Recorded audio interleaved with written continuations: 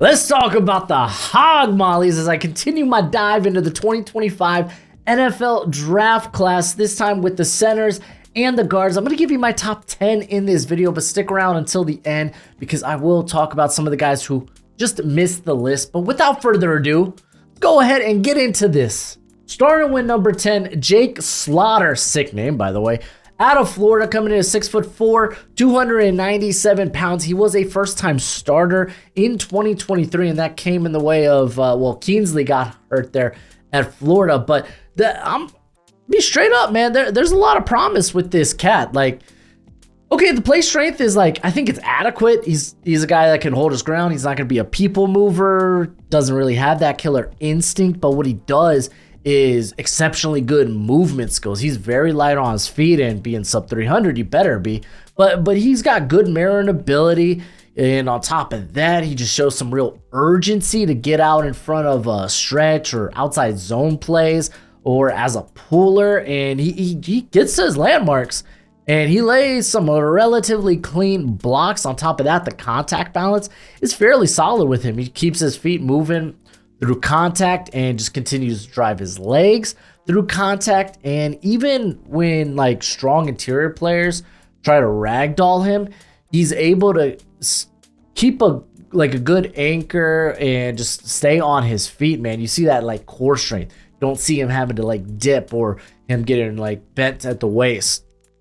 Also keeps his head on a swivel. Does a really good job of recognizing stunts and maybe extra rushers. He can maneuver through traffic well and get to those defenders, and he's just aided by, again, the very quick feet. I will say that there were times where he did attack with wide hands, but typically I think he does a good job of keeping his hands inside and trying to get leverage, but there will be that occasional, okay, left his pads open. Now he's just got to kind of rely on that strong core and that just good balance to stay upright and try to stay in front of the defender. But yeah, man, we definitely got to see more with him. Only 8 starts last season, only 8 career starts in general. So I'm excited, man. I'm excited. At number 9, I have Joshua Gray out of Oregon State, coming in at 6'4", 306 pounds. He's actually been around Oregon State for quite some time. I think he's actually technically going into his 7th season. But he was an early E-roll, so he gray shirted his 2018 season and then red shirted his 2019 season. So I don't know. I mean, he is going to be a bit of an older prospect, but I think he's more of a super senior than a seventh year player. So I don't know. Some people aren't going to like that, but I mean, I got a 4th round grade on him. Doesn't mean I'm in love with him, but the dude's a silky smooth athlete. Truly, he's a smooth mover, one of the best run blockers in the conference formerly known as the Pac-12. And he shows off his athleticism when pull blocking, when climbing to the second level. In pass protection, he shows very quick feet, and he can mirror just about anybody, man. He's ideal for an outside zone, wide zone blocking scheme. Top of that, the pass protection's been very good with him. He understands angles, and he plays with good leverage. He plays with long arms and heavy hands, and he uses them very effectively in pass protection. And he is honestly, he's got a strong enough initial punch just to kind of get an edge player off timing, and just whether it's quick sets or whatnot. Keeps his head on a swivel. I love that about offensive line players. I like guys that are very aware of where pressure may be coming, and they're able to identify those threats and at least buy their quarterback a little bit more time. He does that. I think he does a good job of just working inside out when dealing with multiple rushers, and I like him, man. What can I say? The play strength does need to get a little bit better. He does feel a little bit lean. He looks lean given the length. If you don't know, he's played left tackle the last 4 years for Oregon State, but I think he ends up moving into guard in the NFL. So the play strength really does need to get better with a cat like this, and I'd just like to see him be a little bit more sturdy when taking on pass rushers head on. The contact balance, I mean, this is a cat that's going to dip his head on contact, will get caught lunging, and this just kind of showed up both in pass and run blocking for him. There is the occasional whiff on film, and also length. Like, he played tackle, and this is why I said he plays with good length, because I think it's good length that's gonna like translate to the interior. But I mean, I'm not saying he's got like sub 33-inch arms. Even if he is above that 33-inch threshold, let's say he just clears it, like, you got to be a really darn good athlete there on the outside if you're going to be like 33 inches or less. So I do think maybe just move into the interior, playing guard in a very outside zone, wide zone blocking scheme is just going to be very beneficial, and he could be a big time player at that. So got a 4th round grade on him with the chance to maybe sneak into the 3rd. Don't have an exact age on him quite yet, but I imagine he'll probably be around 24 when he's drafted, or at the very least he'll be 24 prior to the start of his rookie season. Real quick, I gotta give a shout out to today's sponsor, Underdog Fantasy. I absolutely love Underdog Fantasy because I love football, and now that the football season is far and away, it doesn't mean my betting season has to be, because they do all kinds of sports, whether it's baseball, basketball, esports even. They got you covered, whether that's weekly best ball or my favorite, higher lower on player props. So if you sign up at Underdog Fantasy using promo code Broshmo, then they will give you a first time deposit up to $250. That's right. That's right. So if you're gonna go and bet with Underdog Fantasy, use promo code Broshmo, take advantage of this offer, but please bet responsibly and bet within your means. At number 8, I got Clay Webb out of Jacksonville State, coming in at 6'3", 290 pounds, and I just remember that I saw this name on a bunch of people's watch lists, and I was like, oh wow, a Jacksonville State? Oh, I love this. And then going and looking into them, because I typically do their backgrounds first before I do their actual evals. And I was like, oh, he's a former 5-star that went to Georgia. Okay, things are making a little bit more sense now. But he did play really well for Jacksonville State. But I guess the kind of elephant in the room with him is the off-field incident. And it was something that dated back to high school. I couldn't find any other like off-field incidents or character concerns, but it was something that he did in high school.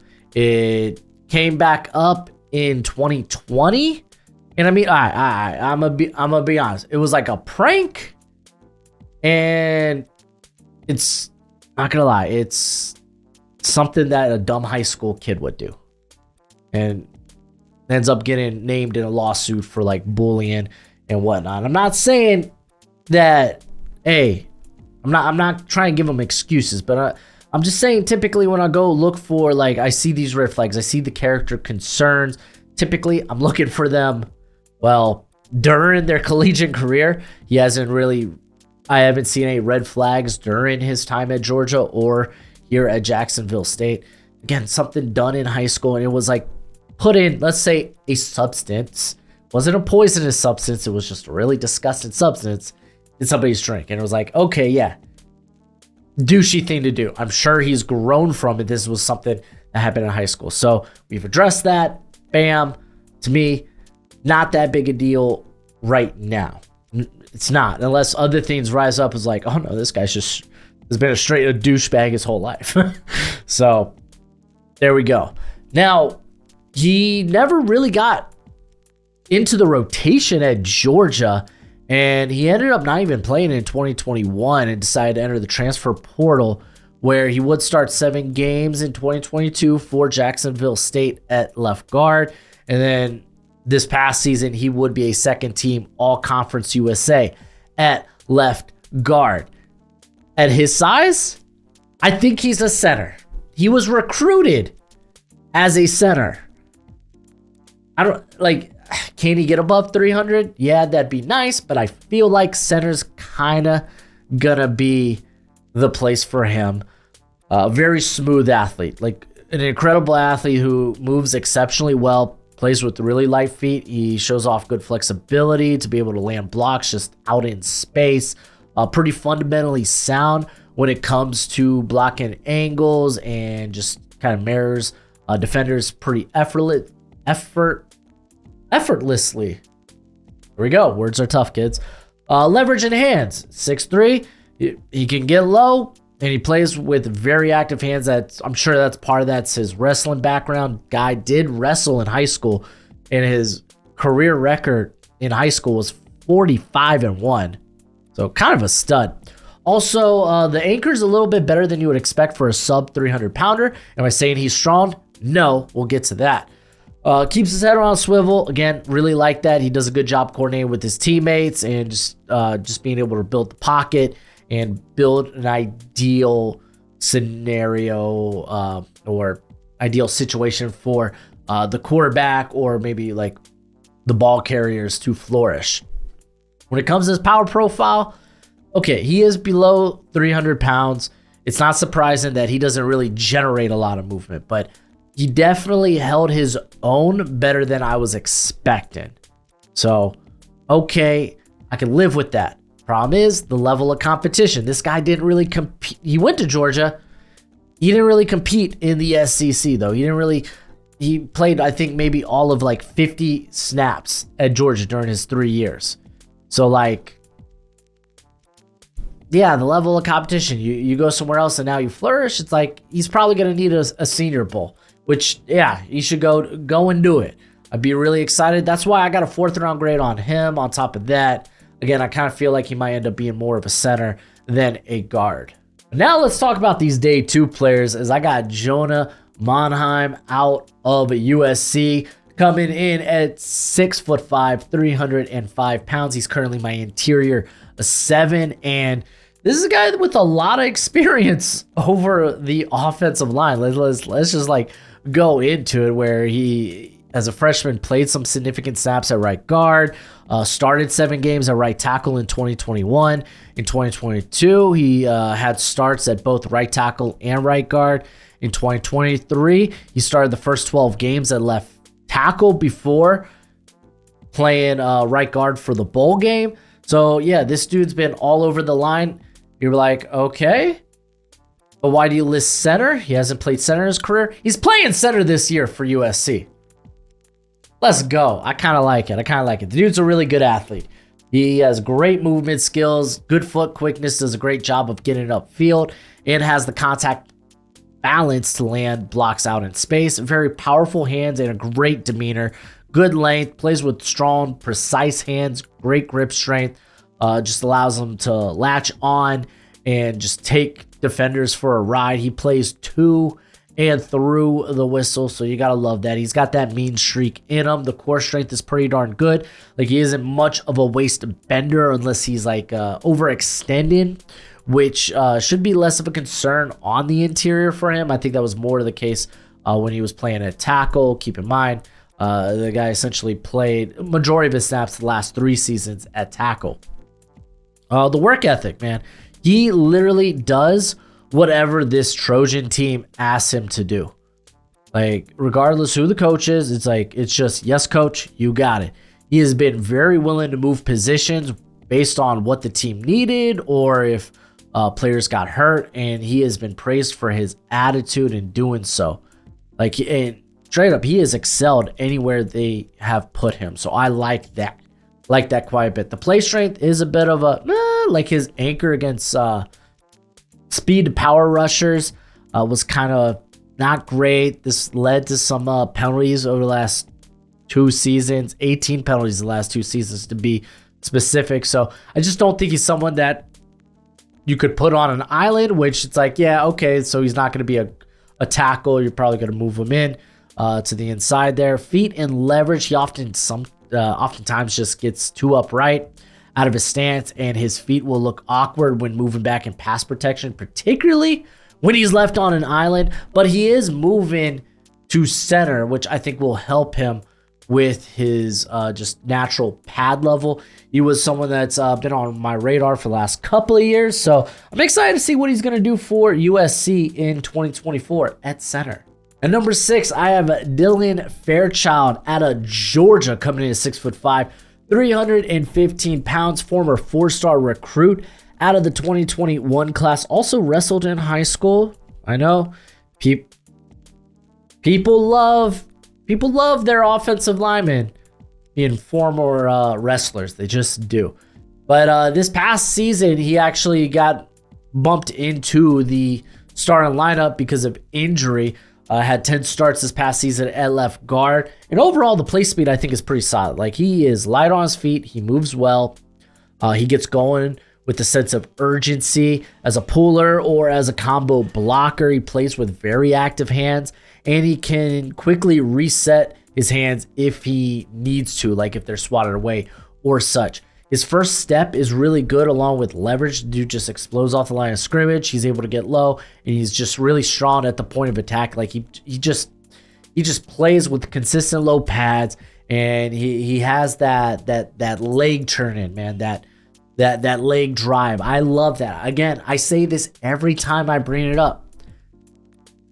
Anyone who turns their legs or keeps their legs moving through contact, it's a big plus for me because it's a trait that is great regardless of position. And something I did notice, he oftentimes looks for busy work, man. He doesn't like to be just sitting there doing nothing. Like, he keeps his eyes on alert, looks for blitzers, looks for those stunters in pass protection, and he hunts down defenders as a run blocker. He will find someone to block downhill in open space, or even where teammates are just like kind of losing their assignments. However, the functional strength, and this isn't like to say he's weak, because that's definitely not the case. Like, the dude has some power to his frame, but he occasionally stops his feet on contact, causing him to kind of lose balance, concede ground. He could definitely mitigate how quickly he loses ground with just some better footwork and an improved anchor. But the play strength, I think, is there for him.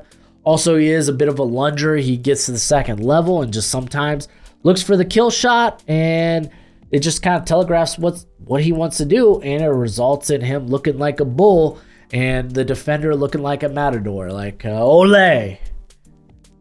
But dude, yeah, for a first-year starter in the SEC along that line, he didn't look out of place. So, third round grade. At number 5 is my current top center in the class, and it's Parker Brailsford out of now Alabama, coming in at 6'2" and 275 pounds. He's a little light. Former 3-star recruit coming out of high school. Did a little track and field in the shot put and the discus, so you love to see that.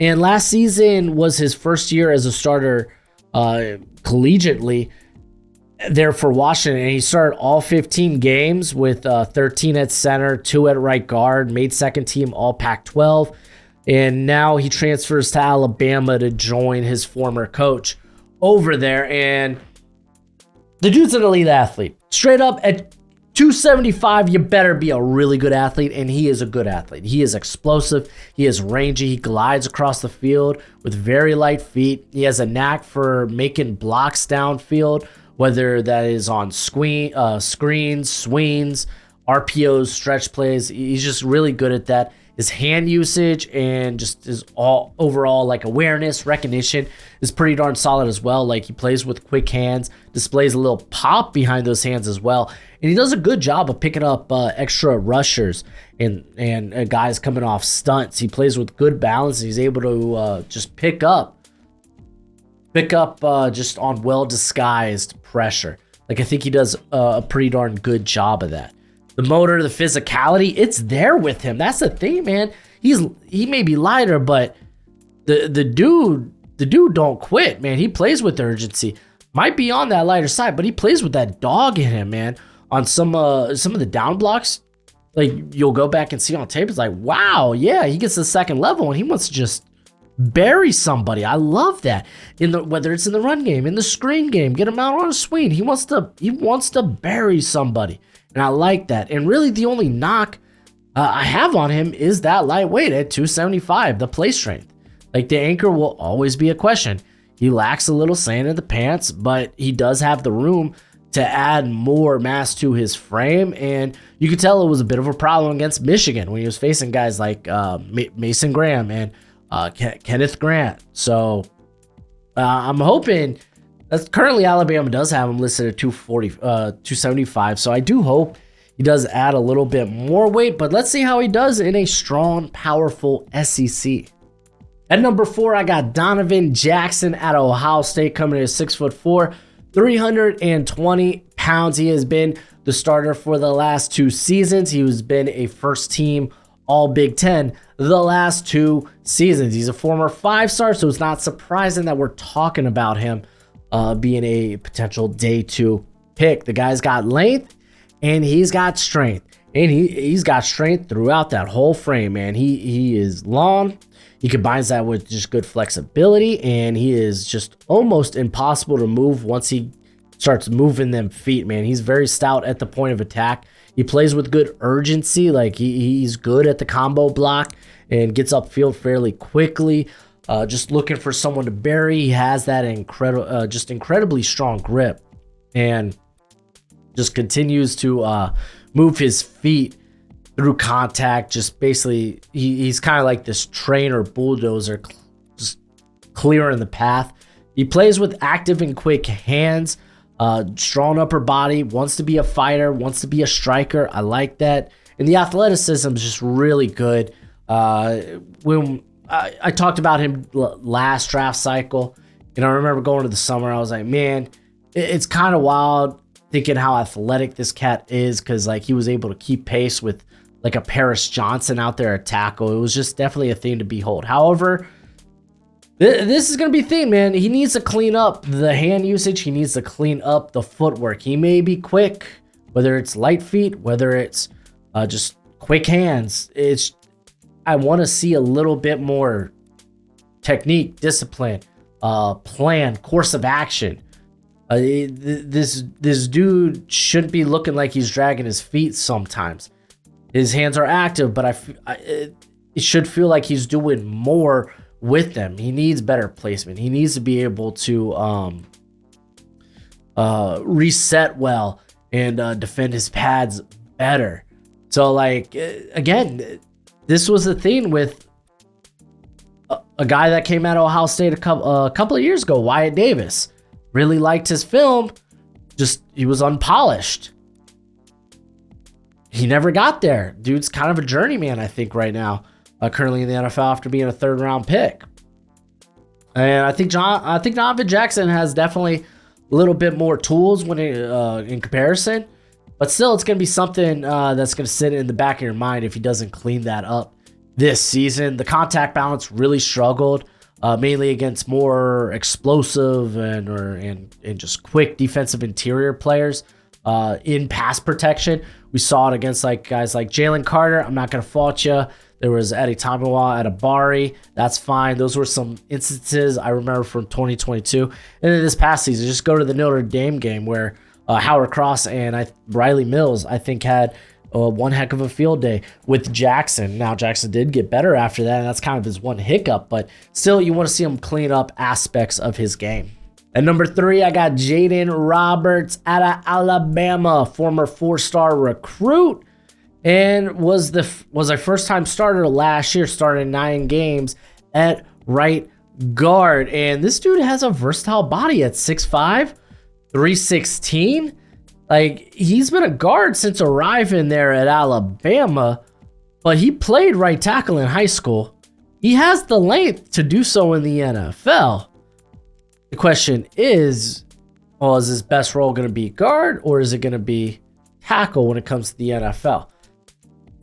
The dude's a feisty competitor, man. He truly is. Plays with a big motor. Plays through to and through the whistle, consistently finishing his blocks.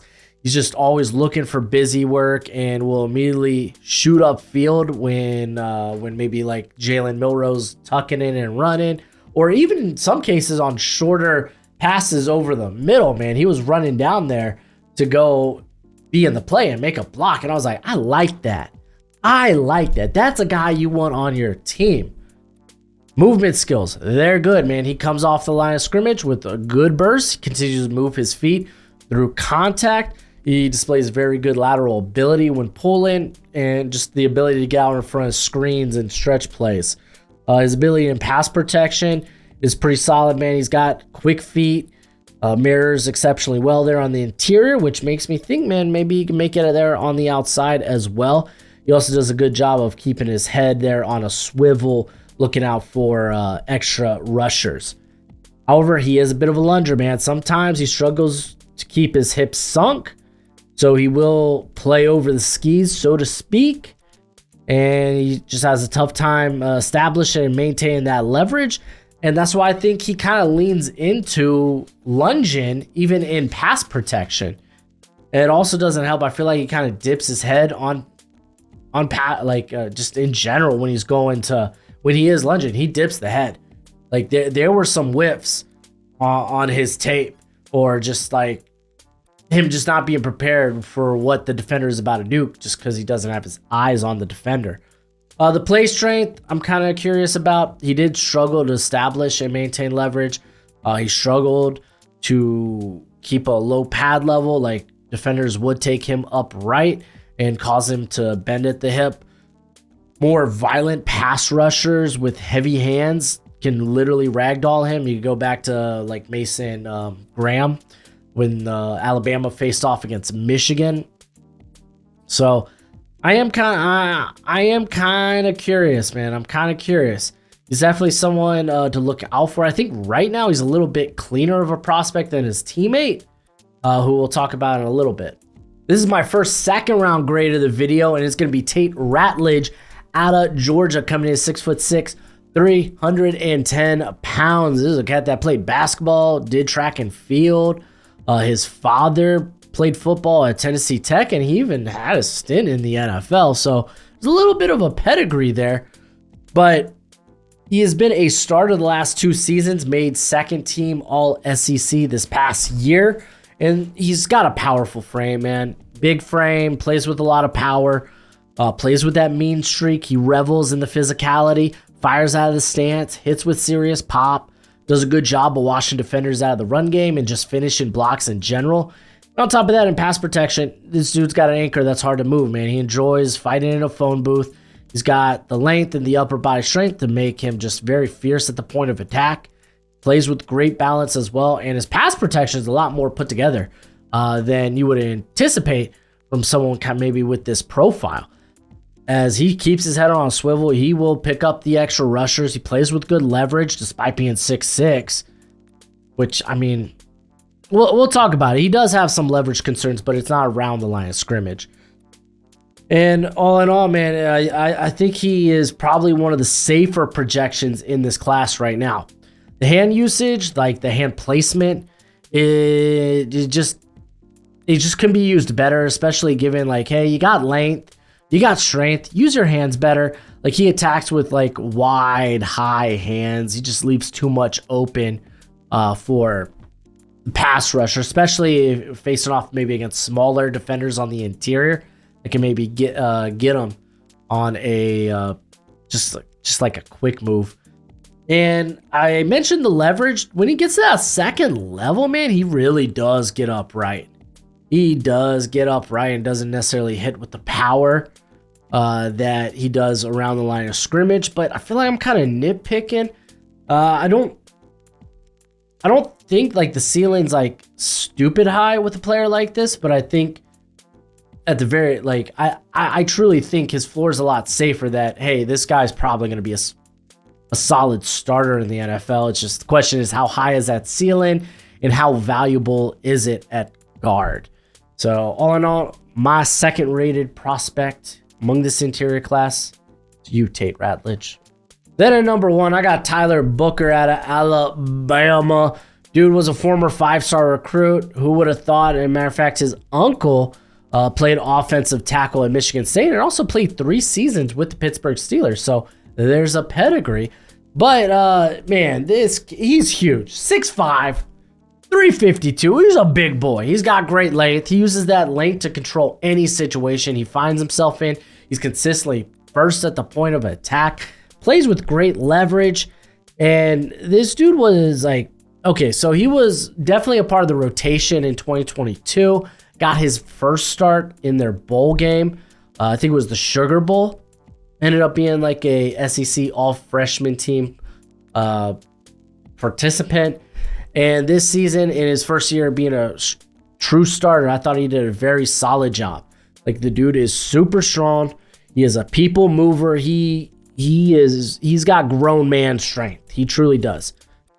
But golly, is he so deceptive in terms of his agility. You don't expect a 350-pounder to move with his type of haste and urgency, and he just explodes off the line and does a good job of getting to the second level, but he's also capable of getting out in front of stretch plays and screens, and he just does a good job of landing his blocks out in space. But I think really with him, it's like his tools, his traits, they scream first round, even for the guard position.